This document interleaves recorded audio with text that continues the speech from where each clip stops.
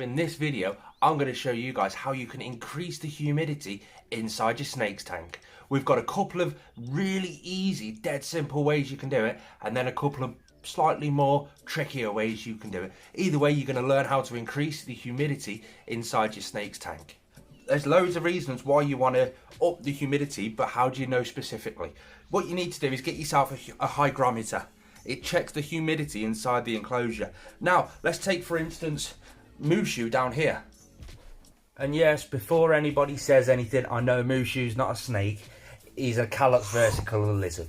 But we're using this for a perfect example. You need a hygrometer, and that checks the humidity. So, humidity in itself is slightly different. It rises with temperature, with heat. So if you've got a hot enclosure, your most humidity is going to be at the top and you want it down the bottom and stuff like that. So, where do you place your hygrometer? It's a simple aspect, isn't it? The best place for you to check the humidity for your specific species is have your hygrometer at the level where your animal actually is. For me, in this enclosure, he's an arboreal lizard, so I've got a hygrometer towards the top, one in the middle and one down the bottom, just so I can keep a good eye on all the different gradients. It really does help me learn how to increase the humidity with him, or where I need to increase the humidity.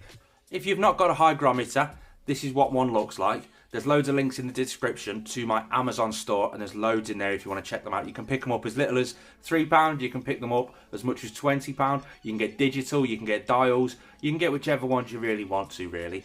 I like them all, but I prefer the digital. So simple tip number one. How can you increase the humidity in your snake's tank the easiest way possible? A simple spray water bottle. Set it onto the spray mode. This is just, it cost me 50p, and it's simply just a case of, so I've just sprayed the telly. Whoops. So what you want to do is simply just spray down the substrate, whether you're using aspen, wood shavings, cocoa fibre, orchid bark, anything like that. Just spray it down. The water will absorb into that material, and with the heat it will evaporate, causing humidity. There is a few things you need to watch out though. Let's take for instance you're aiming for a 60% humidity. If you keep spraying and spraying and spraying and spraying until it hits 50, that's wrong, because it's going to keep rising. Your humidity will always spike and then level off. What you want it to do is get to sort of 60, 10% over what it should be, and then it just slowly start to reduce nicely. Give it a fine mist. If it's still not enough after an hour, give it another little fine mist. Little is better than too much. You can always add humidity, but you can't always take it away as easier. If you did want to learn how to reduce humidity, I'll stick a video just up there. That's how I reduced it with a bearded dragon. The simple way number two is a simple case. This is the easiest one you could possibly ever do. If you've got your water dish, you can either get a bigger water dish. Humidity is evaporated water. That's all you really need to know about it. And evaporation, when it's hot, it rises, and yeah.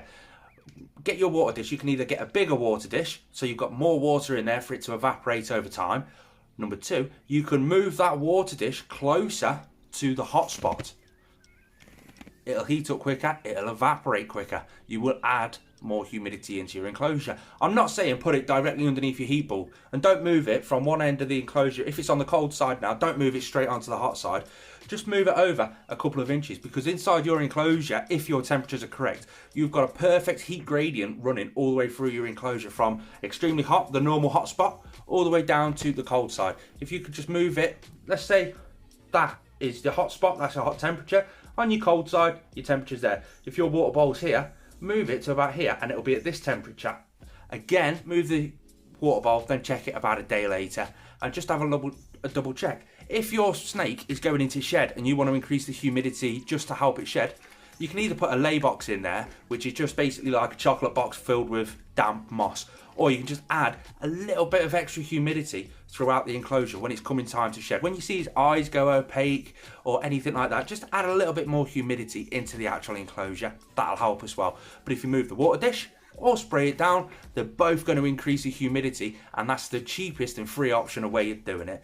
There are some other ways. We'll run through them now. If you're getting any value out of this video, please hit that thumbs up button. I really do appreciate it. If you've got a really high humidity requiring animal, say for instance a mangrove snake, green tree python, something like that, there's a good possibility you've got it set in a bioactive enclosure. If not, you can add humidity with a bioactive enclosure and let the humidity release off this enclosure into the atmosphere slowly, which is absolutely perfect for those bigger snakes. How do you do it? Well, in a bioactive enclosure, you've got live plants. If you mist down the live plants, they're going to absorb the moisture and release it off in humidity slowly. They'll also absorb the water to help them grow, but they will release a little bit off as well. Also, in the bottom of the enclosure, you can see this ball material just here. That's a drainage layer. Just like in our natural world right now, we have a water table. Underneath the ground, there is some water, some moisture. Well, that's what this is. You can tip some water into that, so you've got like ½ an inch of water amongst all those balls. Again, when it heats up, that will slowly evaporate. It could take a few days for that to evaporate, and that's a great way to add just that little bit extra humidity in the lower levels of your enclosure. Again, that wasn't even a snake's enclosure, that was a Asimani tarantula's enclosure. But the same goes, it really does. Throughout this video, if you guys know of any other ways you can increase your humidity for your snake's tank, stick it in the comment section below. I'd love to hear your thoughts, and anybody who's actually learning how to up the humidity in their snake's tanks, they can go down in the description and have a look and read some of your comments as well. If you've tried all of this and it still isn't working, your humidity still isn't enough at this point, definitely check your hygrometer's actually working. Take it out the enclosure and see if it changes. Put it back in, see if it changes. Check your hygrometer, because that can sometimes give false readings. It's always worth checking. They're only a couple of quid. Stick an extra couple in if you want to. Another way you can do it that's a little bit tricky. So this one's for if you're misting it down all the time, if you've got everything sorted and it's still not working, you can block off some of the ventilation inside the enclosure. You don't want to block it off all. If you block it off all, it's going to be stagnant air inside the enclosure and your snake's going to be breathing stagnant air. That can cause respiratory problems. You don't want that. But if you've got a full mesh top on top of your tank, just stick a piece of glass over half of it, or in the middle so you've got ventilation through both sides of it. That's a good option to keep the humidity in nicely. Another simple way, you can go down the line of buying products. You can buy humidifiers, misters, all those sorts of things. I'll link them all in the description down below in the Amazon store. Go and click on that. You're bound to find something there in the humidity area. As for a mister, you can simply rig the mister up so that it's basically like a bucket of water, and it turns it into mist and puts it into the enclosure, adds mist into the enclosure and just keeps that humidity regulated up. You can set it to a timer so it comes on and off at certain times. So they are quite good. Personally, I've never had the need to use one because I've always found cheap, easy ways of adding the humidity into some of these enclosures. If it is just a problem with shedding, you can simply just add in a moist hide. Just a big hide in one corner on the cold side that's got some slightly damp sphagnum moss inside it or some cocoa fibre, and your snake can actively go into that, go around, his body will absorb all the humidity, all the moisture, and he'll be able to shed off perfectly fine that way. You can always do a drip system. That is basically, you can do free ones, you can do big ones. Exoterra do the big dripper, again linked in the description below. Or you can just get a bottle of Coke and basically fix it to the top of your enclosure. Put a little tiny hole in the bottom, and then as you unscrew it, it's keeping in mind it's stuck to the surface of the enclosure. As you unscrew it, it allows air in the top and a few drips coming out the bottom. You can twist that and just lock it off perfectly so that it drips sort of once every half a minute, and you have a constant drip of water going into your enclosure. If you're using a wooden enclosure like we do in the UK, you have to be careful about rotting bottoms. The bottom will rot eventually. You can seal it all off, that's also another option, or you can do what I do in Mushu's enclosure and get it to drip onto the plants, so the plants will absorb a lot of the moisture, and I get it to drip into the water dish. If you want to learn how to make one of them totally free of charge, I'll stick a card just up there. You can click on that and that'll teach you everything you need to know. It's called How to Make a Free DIY Drip System for Chameleons. Because these are also used for chameleons. They're used for Callus versicolus. I use them for any animal that can't see standing water. A lot of animals can't see standing water, so I have that drip going in, it creates the ripple effect.